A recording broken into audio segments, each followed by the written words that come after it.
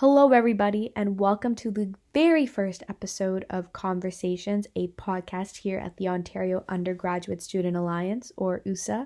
My name is Ashiana. I am the Summer Research and Policy Intern here at USA, and I will be your host. For our very first episode, we have a special guest. Her name is Mansi Mehta. She is one of the people behind the Instagram page info.vaccine. They have over 12.4 thousand followers. Her, along with Nusrat Amin, Yulia Amal, and Anjali Mehta, have been working tirelessly to disseminate key information about pop-ups happening in the province, when people are eligible to get their vaccines, and how they can find appointments. We're so excited to speak with her today and hear all about the incredible work she's doing and the insights she has to share. My name is Mansi.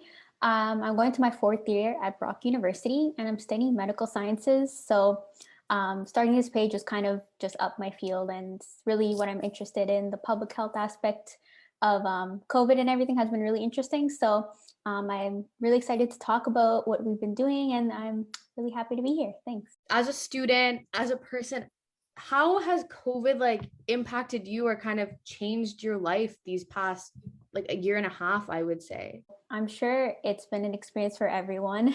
I was in my second year when COVID hit, so it wasn't, I say, as bad as someone who's in first year or fourth year, someone who's graduating, going to the world, because I kind of had that in-person experience, and then going to online, it was a little easier because I was already adjusted to the university experience, kind of. So I feel that going online was definitely a shock, but having online courses in the past really prepared me for that. And it was just kind of it was hard to adjust to moving back home. I think that was the main thing for most people, where you don't have that campus experience. You don't have a physical place to go to, a library, or basically friends to talk to, or a study group. So I think that was the biggest thing for a lot of us, where it was really isolating.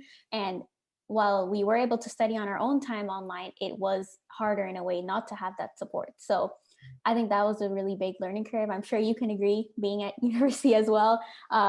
It was kind of a shock moving to that, but I feel like now that we've gotten more used to it, it has made us more resilient in a way, because we have that virtual experience as well as in person.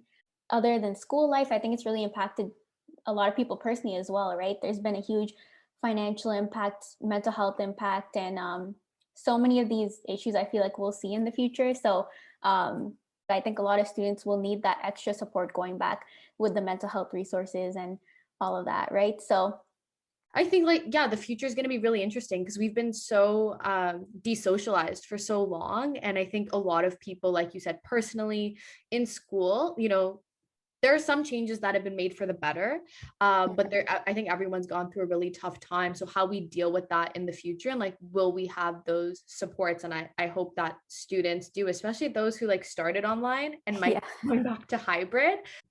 So what are your thoughts on how young people, and you can answer this from your experience running this page, or you can answer this just in general before we get more into the page and what you do, but what are your thoughts on how young people, especially students, how they've been or haven't been considered by the government during the pandemic, whether that be communicating or social services and things like that?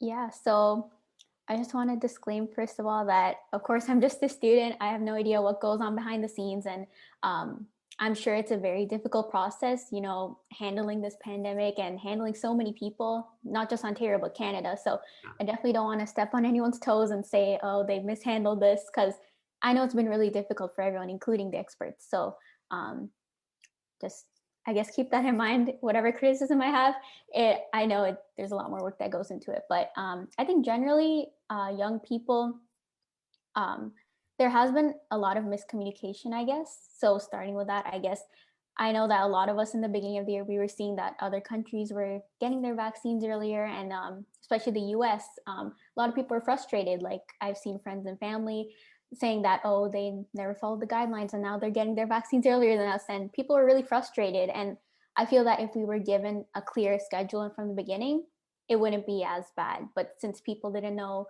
would it be April, May, September next year? So I think that was a big thing that was mishandled for young people, because a lot of us, including myself, have plans where I need to sign a lease for next year if I'm going back.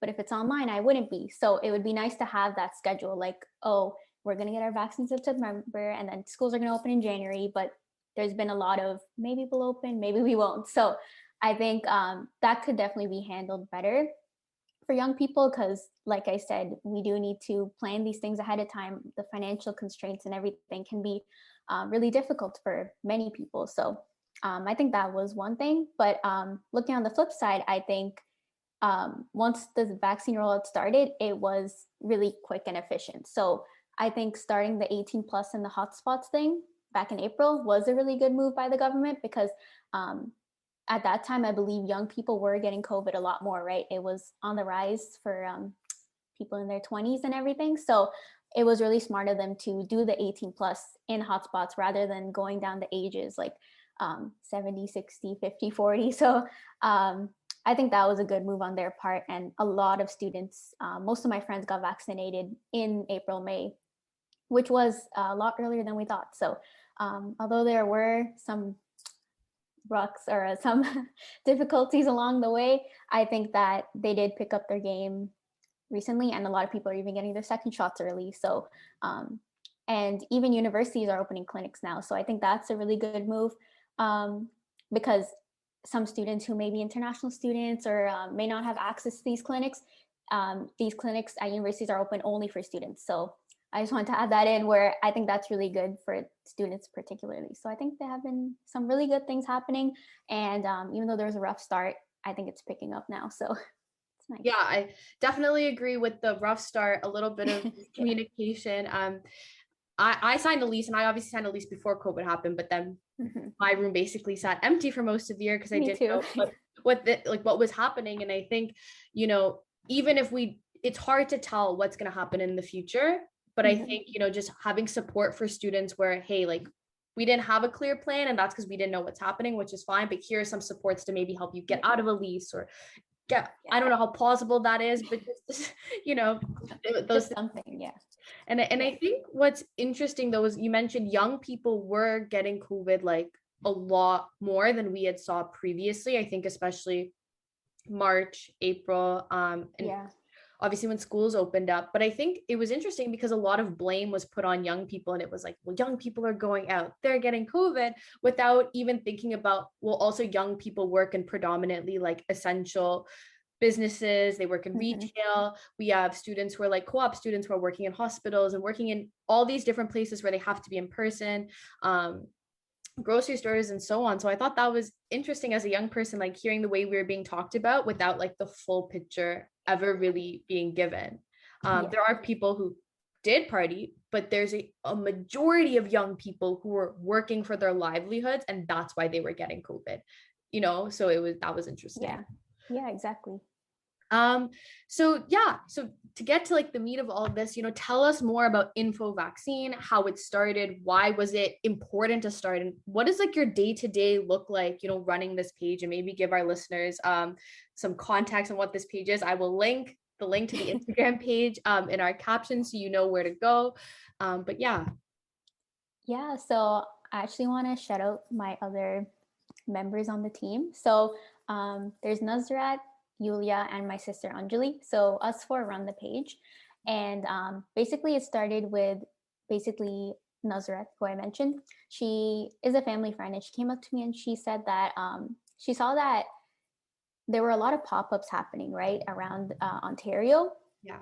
Especially GTA. There were so many in Toronto, but nobody really knew how to get to them, or what time they were, what days they were, like how many vaccines they have. So all this information was being given by the public health units individually, but they weren't really in one place.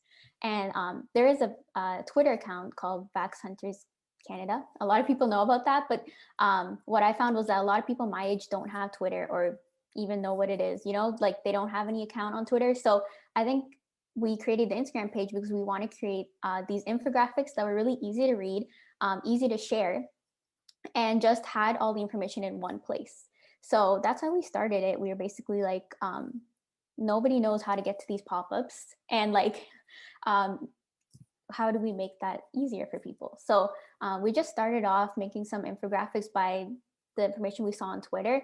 And eventually we started getting contacted by public health units directly and doctors and everything. They're like, oh, I have this, I know this pop-up happening. Can you post it? And we basically got all this information from everyone and put it into these infographics. And you can see on our page, a lot of people reaching out saying that, oh, my family got my vaccine because of your account. And I'm going to send this to my friend, and people tagging each other. So I feel that it was really necessary to have this page and reach out to these people on Instagram through the infographics. And I think that's basically it. Yeah.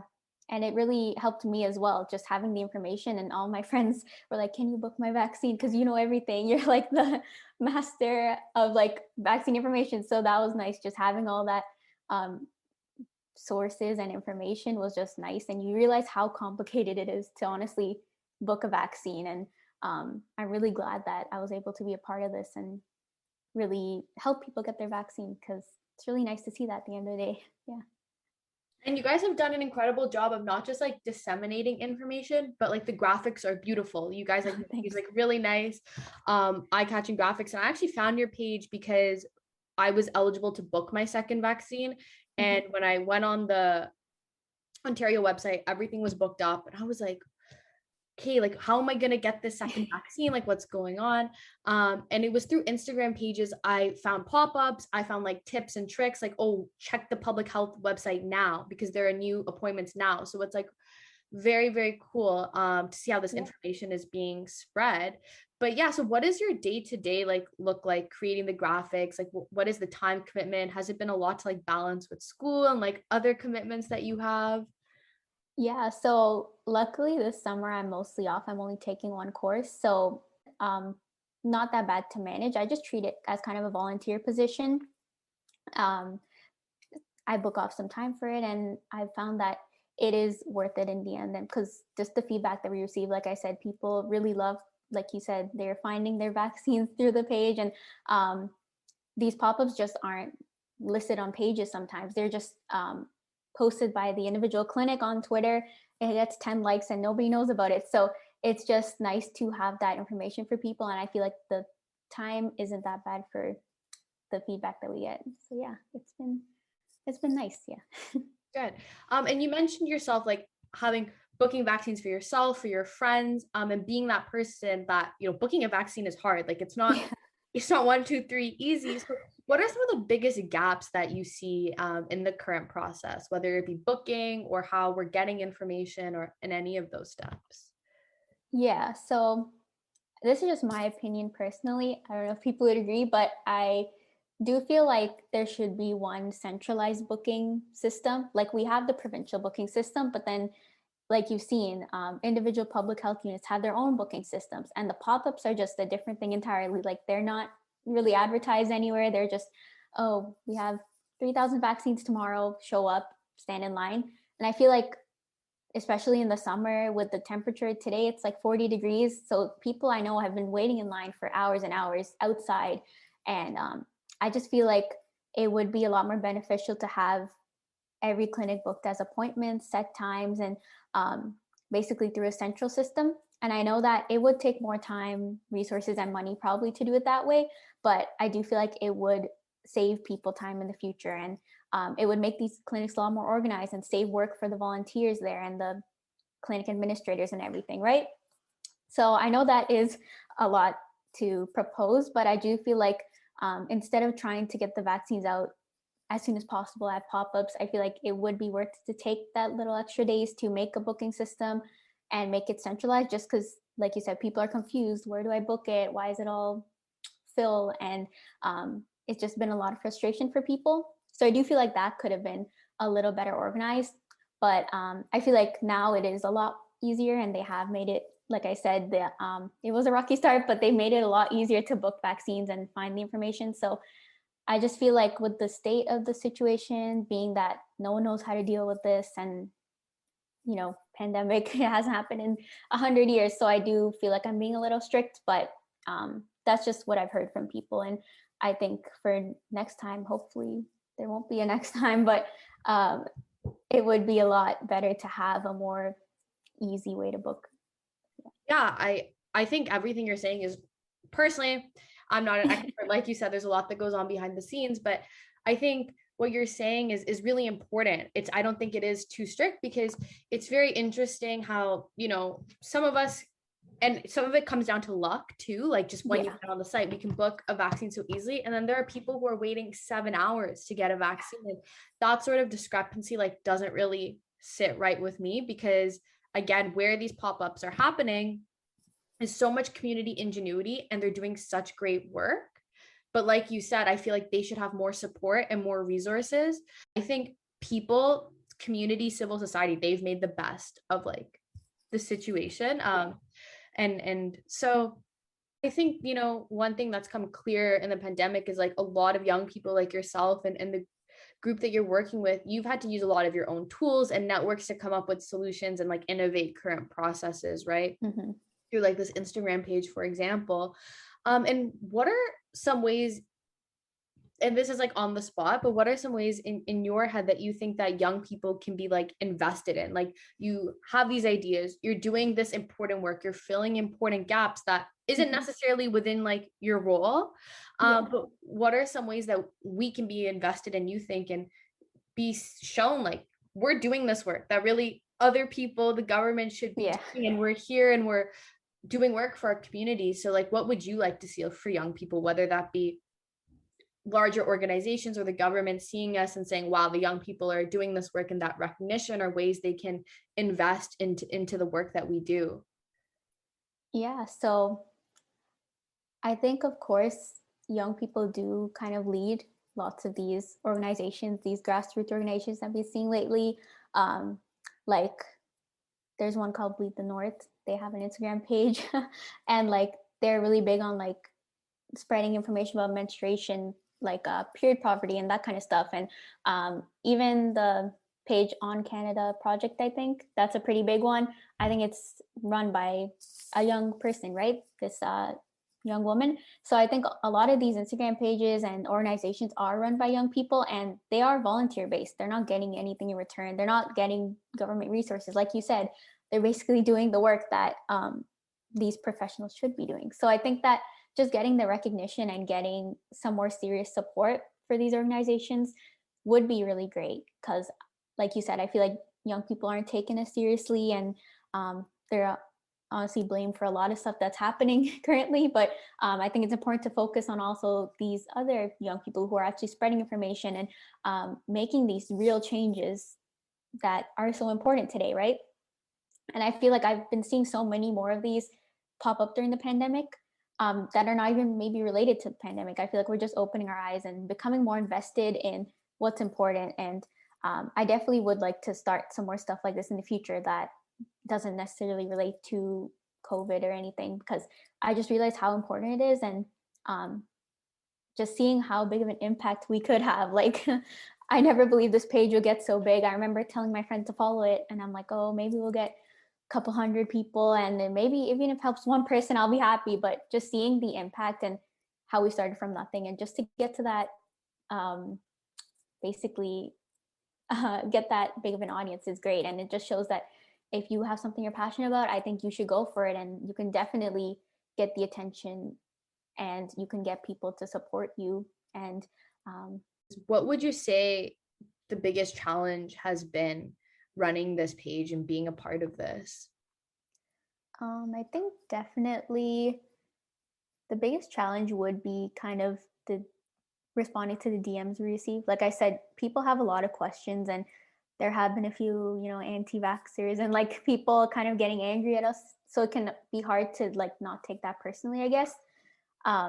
So just managing this many people and making sure that you reply to them, and you want to help as many people as possible, but you have to remember that it's not really our job at the same time to respond to everyone. And might sound harsh, but you can't really respond to every question or every person's concerns. So sometimes you just have to say, we don't have any information, I'm sorry. You can't do the most, because then you just get tired out, right? So I think that's definitely a challenge, just managing your time and knowing when to stop. Yeah, and you also, like you said, you don't have all the information. All the information isn't out there, so that could definitely be very challenging. I feel like people think that we are like a certified page, like from the government or something, because they do ask us a lot of questions like, oh, is this vaccine safe, or do you know when AstraZeneca is coming in, or which vaccine are they giving at this clinic? So we do get a lot of questions related to that, but kind of what we say is we usually put out a statement, like a formal post or story, and then we refer them to that. So usually it's just that we don't have information at this time. If you would like Pfizer, we don't know when it's coming, but the shipment should be coming next week or whatever it was. And we give them the information, but we also tell them that it is safe to mix them, but it's your choice at the end of the day, because of course we can't recommend people what to do with their bodies. If they do want to have Pfizer, we give them the information. They can do with it what they choose. So we kind of just tell them what we know and leave it at that. We don't give any advice or anything. So it has been difficult kind of filling that role, because at first I thought we'd just post pop-ups and that's it. But we realized we kind of did have a responsibility to talk about this kind of stuff, because a lot of people were coming for that. So that can be a lot of pressure when like you started it. I just want to get the information out there, make sure people are getting your vaccines, and people are turning to like the subject matter expert. And but what do you think, like as a young person, like what does advocacy mean to you? I think advocacy just means basically talking about issues that you care about. So it obviously doesn't look the same for everyone, and I feel like nowadays it is very like people are expected to talk about things. I feel, as bad as it sounds, if there's a trending topic, you basically have to post about on your story or something, and that people count as advocacy basically. But I think real advocacy would just be taking some action for a cause that you really care about. So like creating the page, we thought that there was an issue there and we took action to actually fix it. So I think that advocacy does come with that part where you're taking a specific action to, it doesn't have to be big, it doesn't have to be a donation or anything crazy, but just even if it's learning more about the cause that you're passionate about, I think that it's important to take those extra steps nowadays to be educated and to speak out about things that you actually do care about. So I think that's what advocacy means to me. And I know that I am an advocate for many causes that I am vocal about. So I think that's just what's important. Yeah, I definitely agree. It's about being introspective and, like you said, like learning more and also taking action. And that doesn't always have to be in the form of like making a donation. It can be exactly what you said. You found a problem and you're like, okay, I think this will help fill the gap in the problem. And you guys did that and made that happen. But thank you so much for being here with me today, for speaking with me. I really appreciate all your time, all the incredible work you guys are doing with Info Vaccine, because like you said, you've helped so many people. Thank you. Yeah, thank you so much, Ashiana. It was a great time. And yeah, thanks for listening. Thank you everyone so much for listening to our very first episode. We are so excited for the rest of the episodes to drop throughout the rest of this summer. To learn more about USA, check us out at www.ousa.ca. Our podcast, Conversations, will be available on Spotify, Google Podcasts, SoundCloud, and YouTube.